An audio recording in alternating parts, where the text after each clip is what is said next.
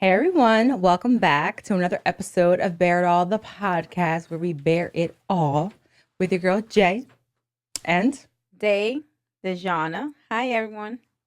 I I'm don't be even know who she is right now because no this okay is. because Oh, you're so sweet. Thank yes, you. the Okay. last episode, Okay. the last episode she said was wilding out. So the spicy one. That's what she likes. She likes to rile me up, and then she said, "To my fault." You see how this works? Okay. She's like, Okay. Really? exactly. And we have a special guest who I feel like is dear to me in like the most weird, distant way. Yeah. Okay. Ray. Say hello, hello. Hey, how's it going? Been a long time. Mm-hmm. I don't think we've been in the same room for 17, 18 years. So, What? Yeah. It's been that long. Yeah. I've only seen you in person once. One time Yeah. at jail. Yeah, at a jail in the middle of the woods. Yeah, so 2007 or Wait, 8, something like that. Please All right, explain. So let's talk Yeah. about that. I'll give my take on what I Please. remember. Okay, so long story short, me and my mom went to go bail my sister out of jail. My sister got locked up a couple days. I thought it was your brother. No, my sister. Okay, go ahead. So we bailed her out, and what town was it? Pemberton? We were at minimum security in Pemberton. Yeah. Okay. So she was there for a couple days. Went to go bail her out. This gentleman walks in, right? I think I'm a good storyteller. This gentleman walks in, and it was very nice. Gave a look back. I'm just joking, but he was very nice. And so we kind of like it was late at night because it took so long for processing. I know you were there to bail somebody out as well. I think Probably, for yeah. some, that you were sounds doing a about favor right. for somebody. Yeah. So at this moment, I got my phone. My phone was dying. We were all talking, me and my mom and somebody else. And then my phone died, and I'm like, oh, I don't have my music. And you said, here, you can use my phone. And I'm like, I don't want it. No, I don't want to use. No, it's okay. I don't need it right now. Use my phone. And what do you want to look up? And I was listening to music, and so I thought that was just a nice gesture. Like people don't have to do anything for you. Yeah. But during that time, we had great conversation. You were realtor Mm-hmm. at the time. I don't know if you still are. Yes. Okay, so we kind of just talked about things like that, networking, and then we know some of the same people. You knew my cousin and grew up in the same area, so it was just one of those things. And then you were nice enough. Your situation didn't end like where you were bringing that person back. I couldn't even tell you. Yeah, but I can. But you Yeah. didn't leave with that person, and I think Sounds about right. I think I did leave with my sister, but you were like, well, I'll follow you. You guys follow me to the main road. I'll make Right, sure you guys right. get, because it was like in the middle of the night at this point and back road in the woods. And so, yeah, I thought that was very kind. And we connected on social media and haven't seen each other since that day. Yeah. So Yeah. Wow. So, hi. Hey. So I know Good there's to be been, back. yeah, there's been a lot of shifts and changes, just in life in general. And I feel like you have been inspiring to me, just because just some of the things that I see you post, and I think that it could really help people. So I wanted to have you on. All right. Yeah. I appreciate that. Yeah. It's always good when somebody says that to Mhm. me. I don't really feel very inspirational all the time. Mhm. You know what I mean? I'm I just kind understand. of being myself. But it feels good. Yeah. It feels good. When Well, that's people what it's say that. supposed to. Yeah. Like we're here on borrowed time, or limited time, however you want to, say. And I just think 100%. that we should be able to pour into each other, Yeah. as best that we can. Yeah. So real quick before we get into all the stuff that you got going on. Yes. We're gonna do a little rapid fire. Okay, little rapid fire question. One word to describe your past. Complicated. Okay. Explain. Nope, we're not explaining because we're going to get into it. Okay. One word to describe your present. Complicated, no. No. Fortunate. Fortunate. Okay, Yeah, I love very that. fortunate. Okay. One principle you live by daily.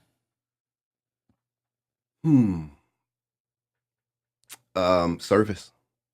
Okay, Yeah. got it. One truth about. No, I'm not gonna do that one. One message you want to leave with people today. Oh, that's a good one. And if you're not ready for that, we could always do that after, but whatever it is. No, it's more of a quote, right? Okay, I love quotes. I had heard this like in a sales meeting in real estate years ago. And the guy came in, he said, the game is scheduled. I've decided to play. I might as well win.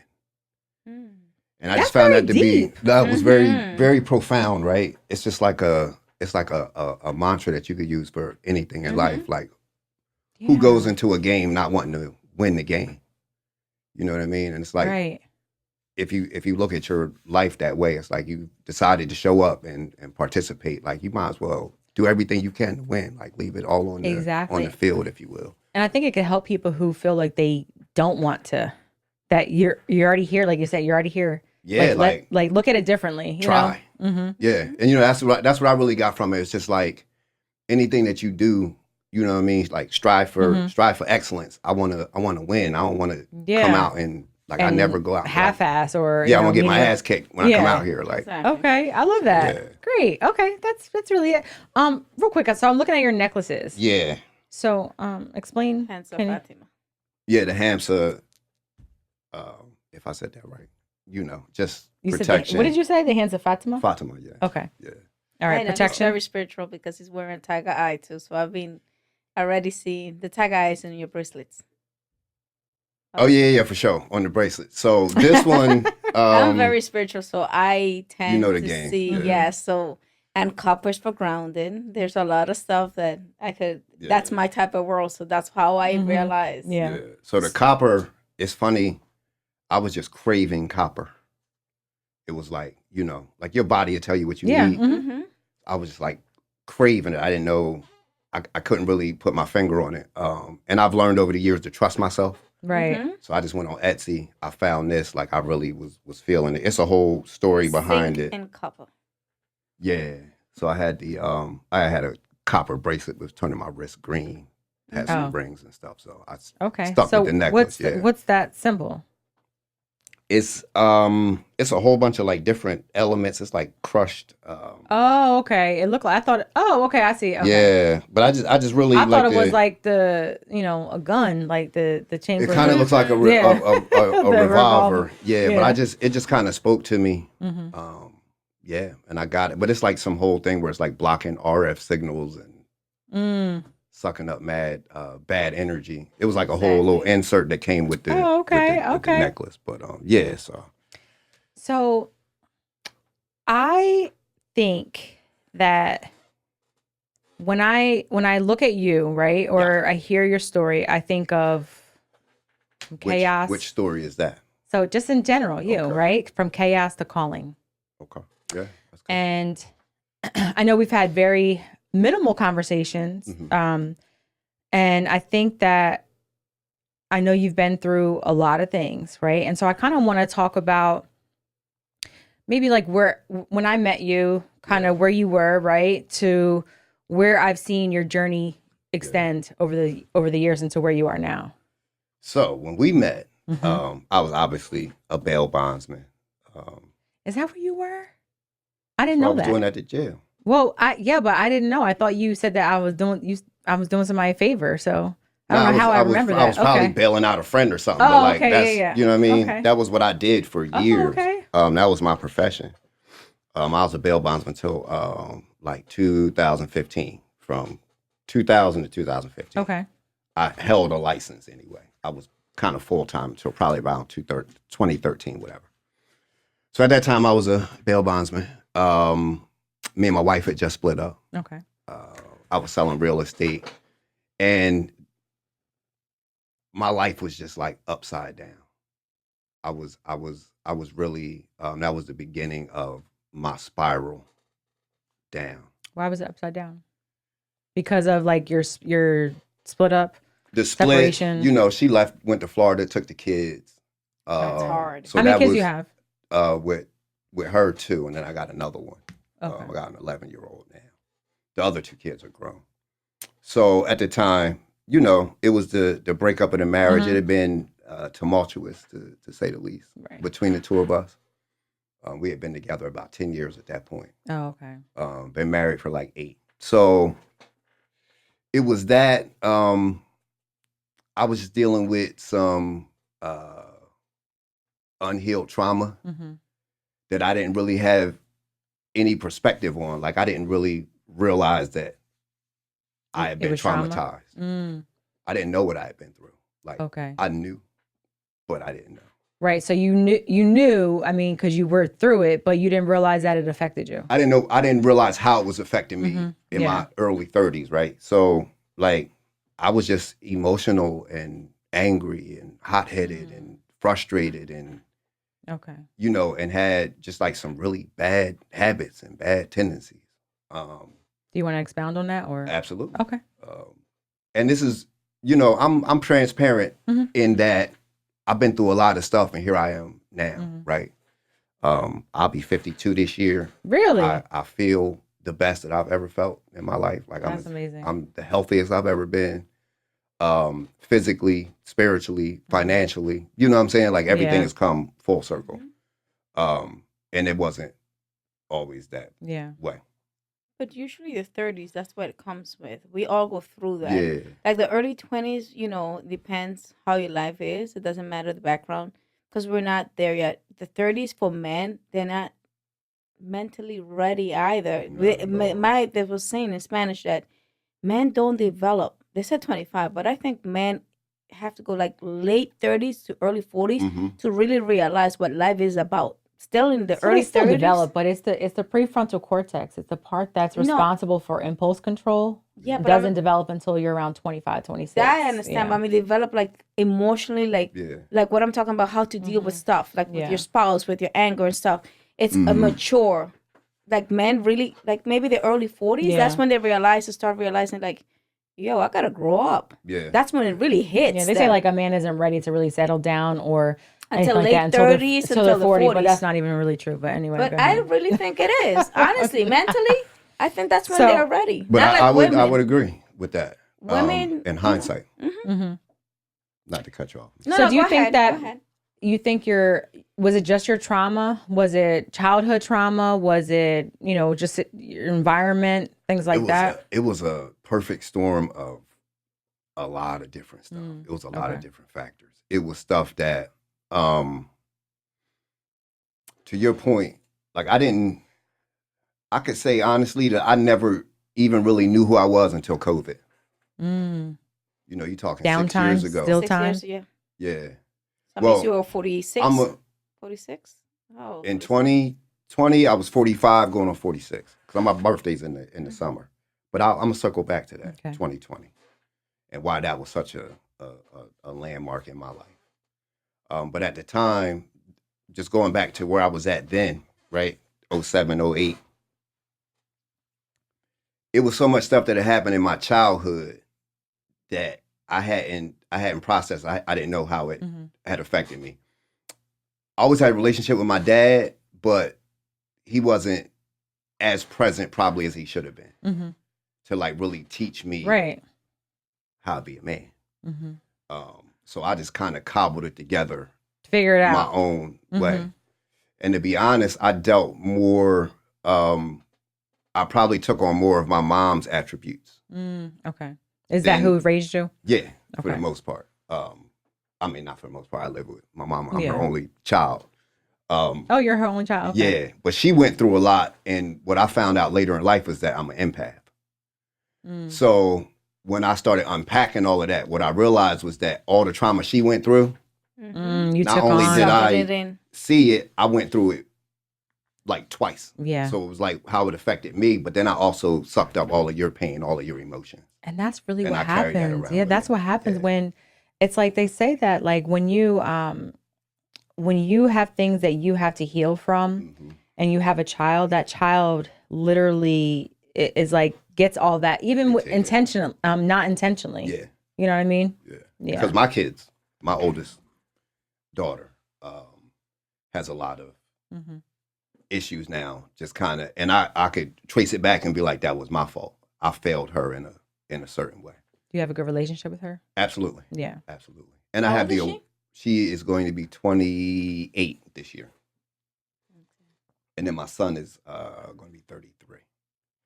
Okay, so your son is older than your daughter. Okay. Yeah. So, yeah, she took in, she got not the best version of me up until a couple years ago when I became the best version of myself. Okay. Further rewinding, that's when I started. That's when the addiction started happening for me. Okay. What type of addiction?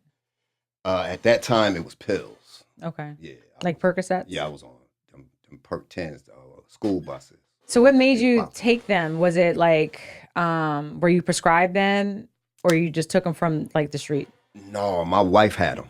Okay. My wife had been in a car accident, so they were just in the house, and it turned into a thing. Okay. So was she taking them too? Or? Yeah, definitely. So did you guys both Wow. have experienced addiction together? I'm sure she did, but I never You really didn't realize. got to ride that with her because she was gone. Okay. So, and I didn't really realize that I had an addiction until she left with the prescription. So now, like, it's literally like a couple of days later, I'm like, damn, I don't feel good. Like, totally noodle head, naive. I ain't even know what was going on. So my question to you is, what made you take that first pill? The first one I took, actually, I had my wisdom teeth out. So they gave me some 5s. So I took I took the joint and was like, yo, this is it. Like, I was grooving, smoked a blunt, had a beard. You felt good. I was grooving. I ain't got to worry about nothing. No, and you know what? This is why I believe most addicts is because of problems with the doctors, because they were giving them like candy. They was giving them out like Yeah, candy. Like candy to everybody, and that's how they had mind control of everybody. That's how I see it. See, then it was bigger than that, because what I come to learn way, way, way later down the road was that we all have like some of us have certain genetic predispositions. Yep. I didn't know that opiates ran heavy on my dad's side of the family. Oh, so you already had that addictive personality. My pop was doing it. My uncles did it. Isn't that crazy how it's cousins. transgenerational? But I never knew. Nobody said to me. But no, people don't really know that even now, like with just certain things. It's transgenerational and you haven't even experienced it. You have certain proclivities as a person, right? Like me, I was addicted to everything. So I have an addictive personality. I was addicted to whatever sugar, you do, it's food. If it feel good, one is great. 1,000 is greater. It's the greatest. Not like that anymore. So you did so you have pills, and then what else? That was it. I mean, I was always a pothead, but then like when I finally got clean and start unpacking my addiction, I liked opiates when I was a kid. I was a sickly kid. I always had like chest colds and stuff, so I would get the codeine cough syrup. So I used to look forward to getting So it's sick. something that I used to love really? that shit. I would go in and like pop NyQuil sometimes if I couldn't sleep as a kid. But you don't even know enough to even know that that's what it is. But those are opiates. Yeah. You know what I mean? So like that was always just something that resonated with me. That was the kind of high I liked. You know what I mean? So I always was a pothead. Used to drink a little bit. So when your wife left with the prescription, you realized that like you don't feel good. So what did you do? I started buying them Jones like on the they was easy to find. Yeah. And how long were you addicted? Oh wow. So and what did that time frame look like? It was a slow plane crash. It was like watching a plane fall out the sky for 10 years. 10 years. Oh yeah. A long time. So from 2008, when I realized I had an addiction, to 2012, I was just a pill head. So I went from 10s to 30s, chewing 10s to sniffing 15s to sniffing 30s, and then I needed 3 30s just to go to work, and Oxycontins and all kinds of stuff. That's so but it's expensive. Yeah. And what happens a lot of times is people will do whatever they can to get that. Now here's the thing with me.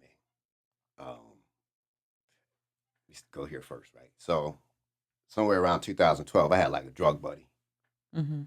Get high. It's helpful to have a drug buddy. It's helpful. I had this girl, me and her, God bless her, man. She passed away in 2015. Sorry to hear that. Oh yeah, that was my buddy.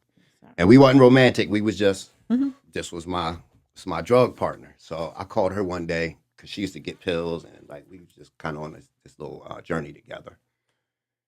And the pills was getting crazy, so it was like it cost me $100 just to get up in the morning and not be dope A sick. day? Yeah, because I needed like 3 or 4 30s, and cats were selling for 25 grand a dollars In the month. morning, you need 3 or 4. Three grand. I needed 3 to get so I could even function. Yeah, Just but to we're be talking normal. about $100 a day. Let's say if the month is 30, 31, that's 3 grand a month average. Easy. It didn't matter though. Easy. When I understand that, I'm saying it but didn't. I'm just saying. When somebody, it didn't even matter how much. It didn't even matter how much It's you an paid for it. illness. No, I Yeah, understand yeah, the it's an part. illness. It's just It's because you're not, and I look back on it and be like, yo, crazy. Damn, I gotta save all this money. Crazy numbers. And I always had good jobs. Like I got money. You know what I'm How saying? did you hold a job during that time? I don't know. so most addicts Because I don't like to they know how to lose. function with Yeah. drugs in their system. Yeah. They don't know how to function without it. Believe it or not. And I always had this moral compass that would not let me go too far.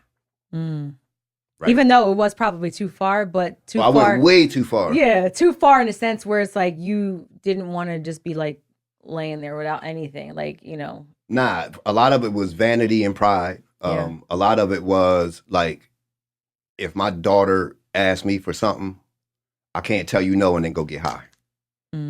I'm gonna take care of that, and I'm gonna just be sick today. Like I had that kind of spirit.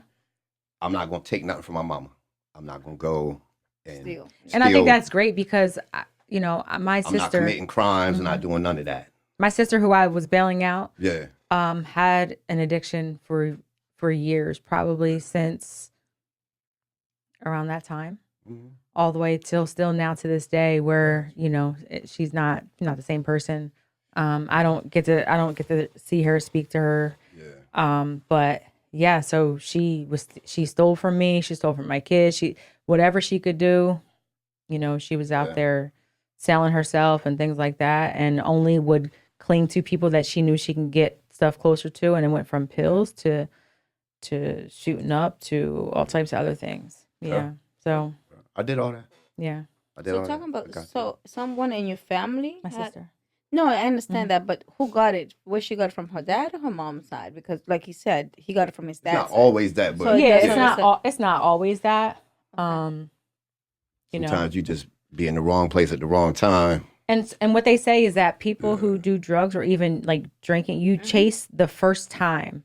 Oh yeah, Like you that always- first time feeling. And that's what happens because you want that feeling, you keep on trying to get that feeling, and then something might be better. And then when you're in that world, like somebody may share with you like, oh, you should try, you know, you don't got to worry about this. You try this instead, and it's going to help you get there. And it just becomes one of those things where you don't feel good when you're not. So now I gotta fix, like, this is what I need, you know? Heroin, because I got there. Opiates, very much is a physical dependency. So once you're hooked on it, it's like physically you are trash if you. Because it's like have heroin is in there, right? It's like heroin. No, that is heroin. It's all the same chemical compound. So What is it? I'm sorry. opioids. Yeah, opioids, the Okay. pills, like it's like a compound of all of that. Yeah, so Vicodin, Percocet. That's why I said, even though you said that person, but I do believe all that really started out because doctors was giving them out like candy. So it made it it made it easy for people who wasn't even addicts to become addicts because like, you know what? Let me just pop this because I don't want to feel my back pain today. Like, let's say my period. Yeah. I was like, oh my God, I got cramps. I don't feel like really into having this pain. Let me pop one. Yeah. Instead of bearing the pain, it's like, because you don't want to have that pain. So you don't know it's going to make you an addict because like, you know what, let me pop another one. Yeah, people get more sick without I think there are people, everybody's not the person, but also the physicians. Yeah. It was 100% them, the drug companies, because they were marketing it at that like time and anything. saying That's that the it wasn't that's- addictive. Exactly. Right, that's the money. Like, you know, why But we're they not were gonna lose getting money. rich and they were doing what they had to do. So you spent 10 years Getting high, man. getting high. So my question like a is, champion. sorry for interrupting. No. What made you stop? That's the question. That's you had your 10-year ride. Yeah. What really made you say like I'm done with this? I was gonna kill myself. I was up against the wall, like it was over. I didn't see. But what was the reason that made you like want to kill yourself? Because I couldn't afford it, or it's just because no, it was your I was head just at a dead end in my life. Like I had lost everything? I lost my everything. I was like homeless. Okay. Homeless. You know what I'm saying? I had So lost you- my youngest daughter. I had no contact with her. The 11-year-old? Yeah. I was persona non grata. Persona non grata. Non-grata. Yeah, I was it was rock bottom. And So that I relationship just had that nowhere to go. with your youngest daughter, the relationship with her mom, did that sever because of that? Yeah, that was a large part of it. Yeah. Okay. I mean, listen, I was a creep. I was the worst husband, worst boyfriend ever, worst baby dad of all time. Not to my kids. Like, my kids will tell you, anybody tell you, like, as a dad, A1. Like, Oh yeah, I would see like the love that you would give your kids. I thought that was really special. other, like, relationship stuff, I was terrible. Because I wasn't me. Because you were feeding your I addiction. wasn't me. I was So a when completely that, like different what, person. how many years ago? You said 2020? 20. So 6 years ago it started. February 10, COVID, I checked when- into rehab. Yeah, that was my last time getting high. So did somebody help you throughout that time? Like how did your mom, the people that cared about you, were they able to? Without my mom, and I had friends and cousins and brothers. My mom's got 12 brothers and sisters. Oh wow, My dad's got 9. So it's a big family. I've always had this outside support system, right? So I always had somebody to turn to. I always had somebody looking out or cheering for me or treating me in a way that wasn't degrading or didn't shun me. Like, I always had this connection, right? Right. And always had somebody to look at and say, well, if they can just. It got to a point for me where, like, I would be sitting there and I would just see somebody, just like a random person, and be like, he got up this morning, put on his clothes, and just went to work. He didn't have to get up, go see the dope man, get a bag, get high, 2:00, starting to feel ill. Yeah. Do it. Like, I was on a hamster wheel, and I used to look at other people and be like, yo, I don't know how they do that. Like, I don't know how they just live like a regular life. Like, how do you not get high? This is like the internal monologue I was having. But, like, as far as who helped me, man, like, if it wasn't for my mom, I'd be dead. And the traumatic loss of my daughter actually saved my life. Actually saved my life. I had to, me and my baby mom was on the outs until recently, a couple years ago, when, we got everything straight. Not my favorite person. She wasn't. Like, we cool. Like, we super, super cool. And I had to apologize to her for some stuff that I did. And I had to tell her, like, frankly, I was like, like, that was the worst thing that ever happened to me, but it probably saved my life. Because it was a carrot on the end of the stick. It was like, I guess it goes back to, like, vanity and just pride. Like, I was like, I can't be the dude that just, dad or and I can't be the dude that they talk about and just be like, oh, he died in an alley in Camden somewhere. My dad overdosed when I was 4. I don't know who he is. Yeah, that's like that kept me going. Which is so crazy that it's not a small piece, but it's like sometimes when you're in your world is so dark, it's just that little bit of light right there. That was all I needed. So I went So to you rehab. checked yourself into rehab? Oh yeah. Or somebody else kind of? No, okay. I had to. Like I said, and to be honest with you, I might have done it, but I couldn't figure out how I was gonna kill myself. That's how, like, broke and out of the way I was. Like, I was like, well, what am I gonna do? Jump off or something? Like, I ain't doing that. Right. I don't have no gun. I don't even have money to go buy enough dope to overdose myself that way. So I was like, was that scary? Even thinking about what that process looked like? The whole shit was scary. Yeah. I think in the moment and afterwards. So I long story short, went to rehab February, and then COVID hit. I was like, because they send you to detox first. I was in detox for like 44 days or something. Came out, went to a halfway house, and was, working my little program or whatever. And COVID hit. That's when it really saved you in a way. It kind of did, because during that rehab situation, the detox and all that, like I came out of the drug fog. So now it's like me is activating again. Mm-hmm. And I'm in this halfway house with a bunch of cats. And I'm like, I don't belong in here. Like, I'm not one of y'all. 'Cause everybody in there been to prison. Like, I was like the why in the outlier. halfway house? Is that like normal? That was just part of the, Oh, that was, okay. yeah. I had put myself in a 9-month program, like Okay. halfway house, counseling. They help you get back on your feet, whatever.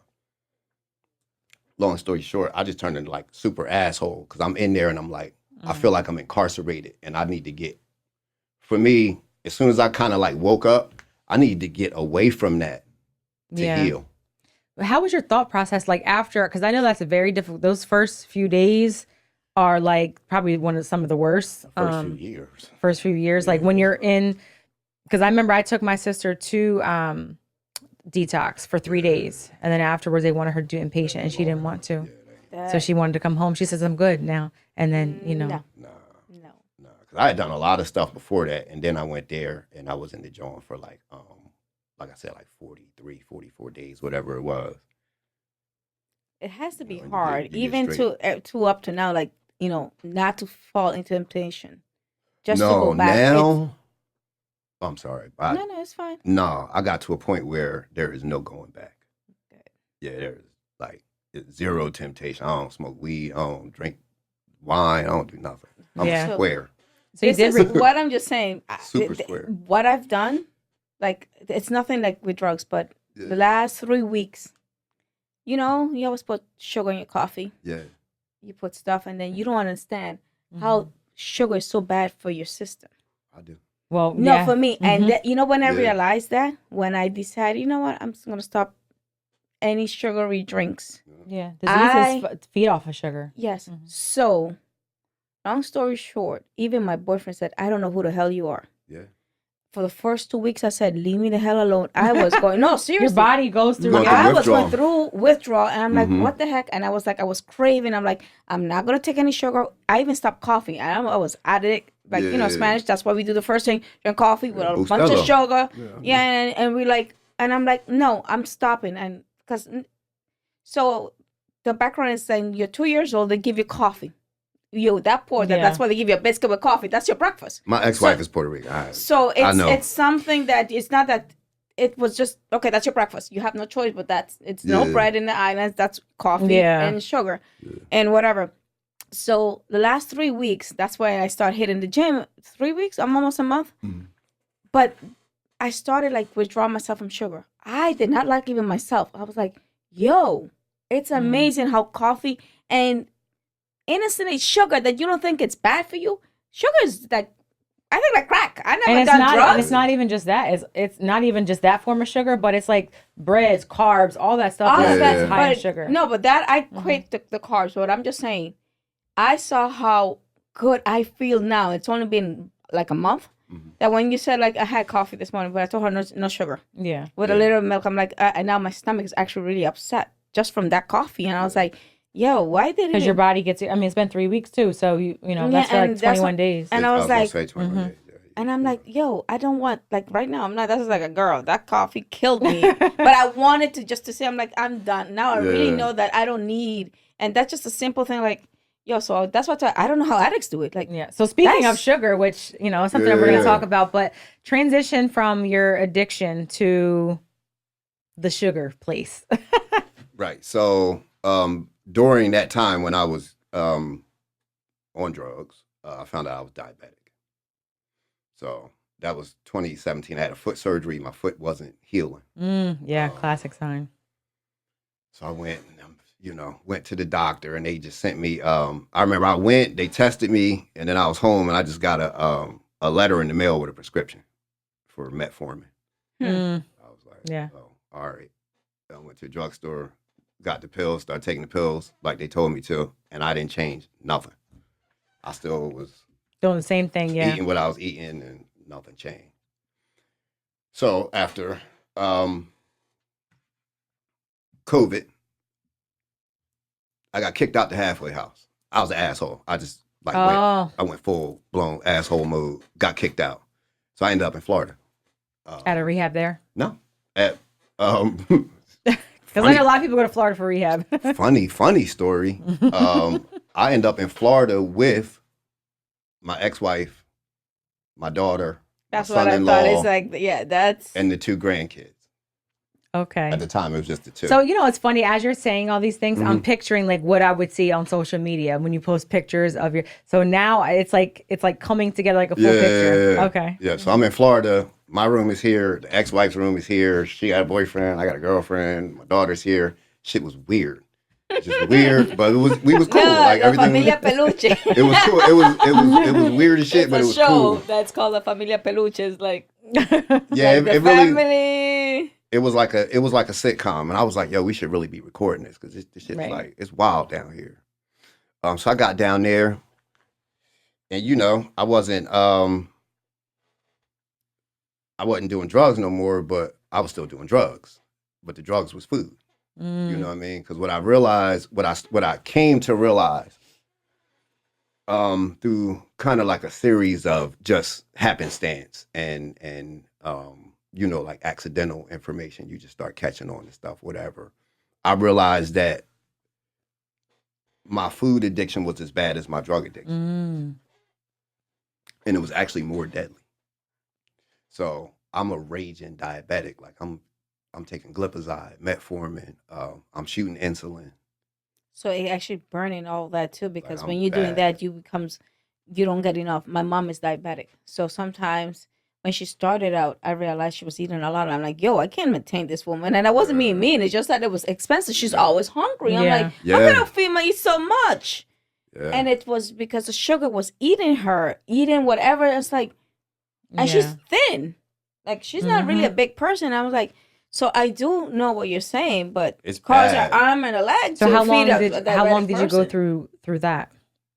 So that was I got down there in April of 2020, and I really took control of it. I had like a real bad, I think I had COVID, but I went to the hospital. I couldn't breathe. Like I thought I was going to die. Oh. 'Cause I'm asthmatic. Oh, well. Like bad. I was smoking. Still smoking weed, Black and Milds. Like I'm bugging. So you weren't doing drugs, but you were just smoking. I was smoking. I was that eating. was kind of drugs. Isn't weed drugs? No, Yeah. I'm just saying but- like the pills and stuff. Yeah. Yeah, but I'm just hardcore. saying, like I was still doing all of these destructive things Yeah, to my exactly. body, right? So I'm in the hospital, and like I'm bad. I can't breathe. They got me on oxygen. They asthma treatments, and of course I'm diabetic, so they coming in there shooting me up with insulin. Yeah. So I'm in the bed, right? They come in, sugar 475, some like dumb number. Wow. It's like, yo, whatever. So they like, oh, you need 12 units of insulin. They come in there, bang me. They give me the pills in the morning, whatever. And then like the snacks come around and it's sodas, apple juice. They shouldn't have that if you're diabetic. Like even coming White to bread, graham crackers. And I'm like, surprised you're not on a diabetic diet. I am for the cafeteria when you order your food. But the but people snacks, were bringing. when they bring in the snacks, and even from what I've learned now, even the diabetic meal plan is trash. Yeah. You shouldn't be eating none of that shit, right? It's all. I just want to say, like, listen, the pharmaceuticals. It's all. Oh well, yeah. All that stuff is crazy, right? So I don't even want to say it. nah, but it's real. I'm gonna get there. So I'm in the joint, like I'm arguing with the nurse. I'm like, well, I can't eat none of that. I was like, you just gave me 12 units of insulin. You check my sugar again, it went up. How does that work? So I'm just having these epiphanies in my head. Right. Yeah. And I'm like, yo, the math ain't math. And like, whatever this is, I'm doing it ain't It's ain't not. working. Yeah. So I finally start to figure out. Again, it was just like an epiphany. It's one of them things where it's like, well, why I got this bruise on my eye? Dummy, you've been sitting there punching yourself in the eye all day. So maybe if you stop punching yourself in the eye, you won't have a black eye. And it'd be like, oh shit, I never thought of that. That's how the food thing was. YouTube. So, the algorithm. You look something up and then it just started feeding me. So I just got stuff coming at me, whatever. So I kind of stumbled on the intermittent fasting. And I tried it. You know what I mean? I tried it. Like, it was easy. The first time I fasted like 20 hours. It was easy. And I was just starting to get back in shape. Like, I had just been, like, I I was like 220 pounds. Like, you know what I'm saying? Just Really? fat. Yeah. Like, just weighed myself before I came over here. I was like, Oh, you're like me.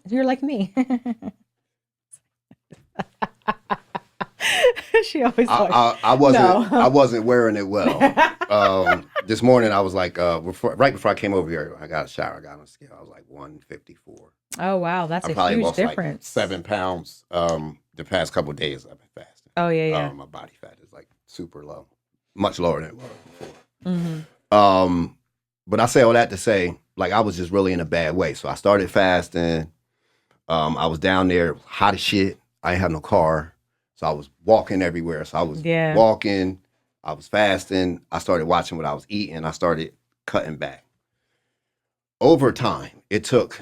So I came back right after that. I started fasting like in June, July 2022, and then I came back to Jersey in July. Okay.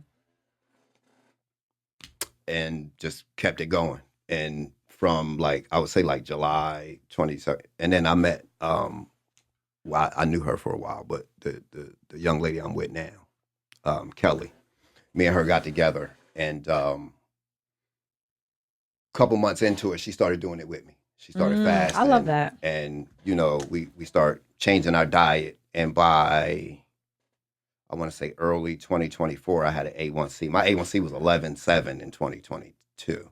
If you know anything about A1C, 11.7 is like, yo, in a couple months, like, we're going to cut your toe off. Exactly. Your legs, something. Like, you about to go. And then by like early 20 or like mid 2023, my A1C was like 6. Wow. Good.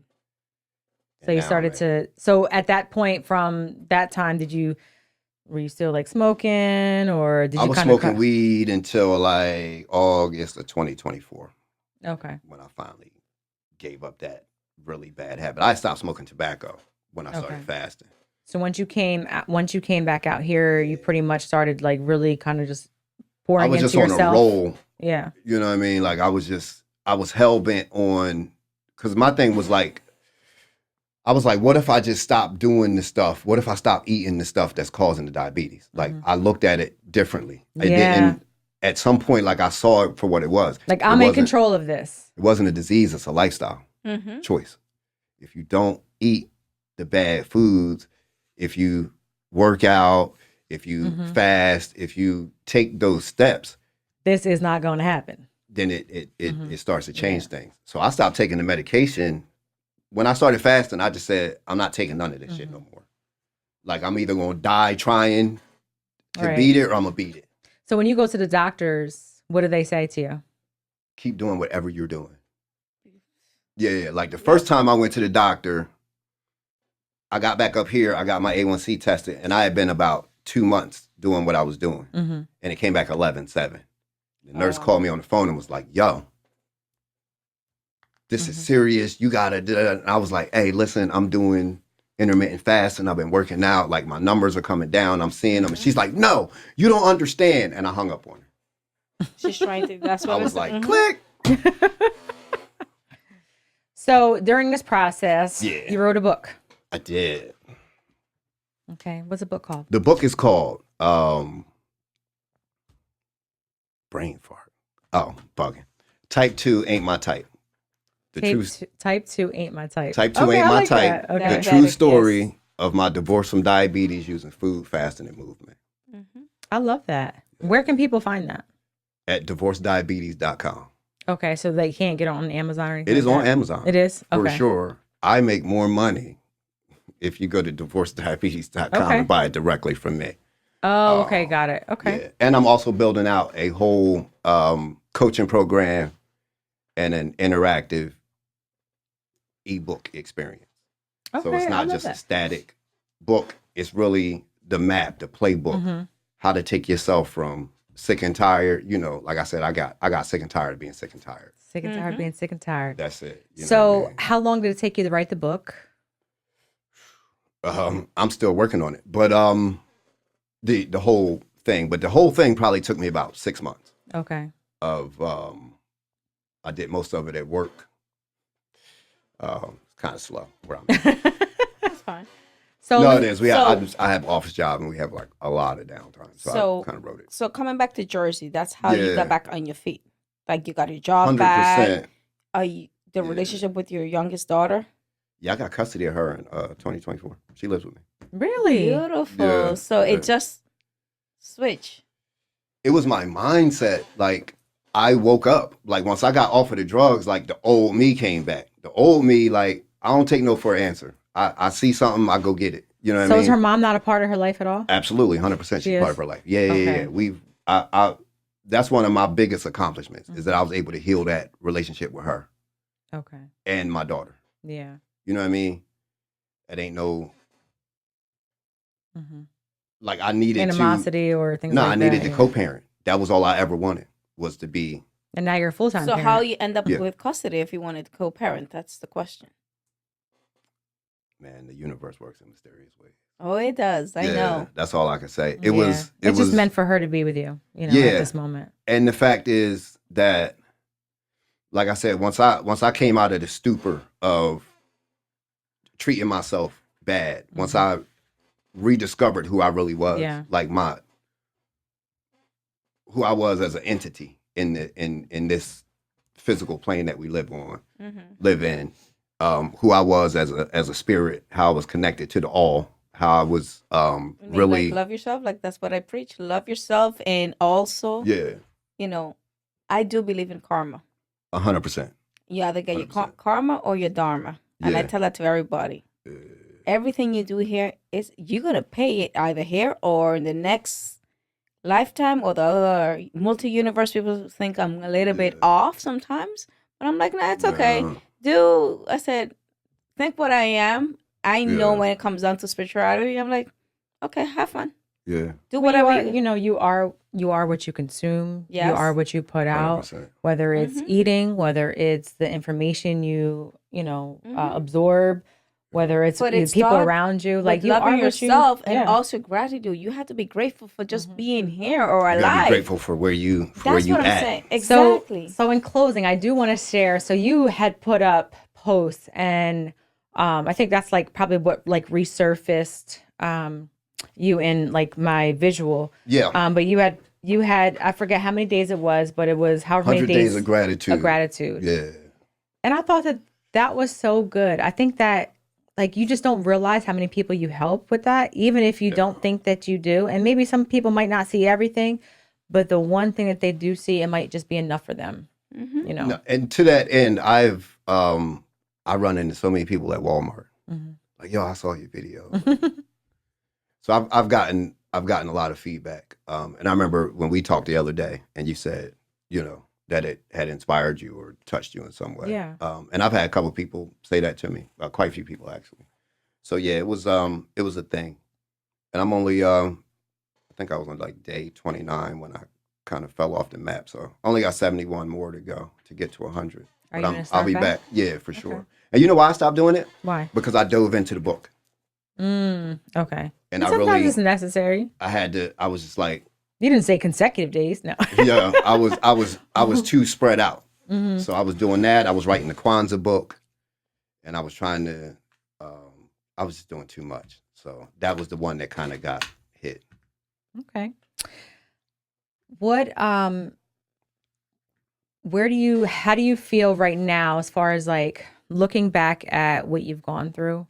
How do you feel right now? And this is almost like a two-part thing. But so I know, you have different seasons. You went through a lot of trauma. Yeah. You were able to, you hit rock bottom.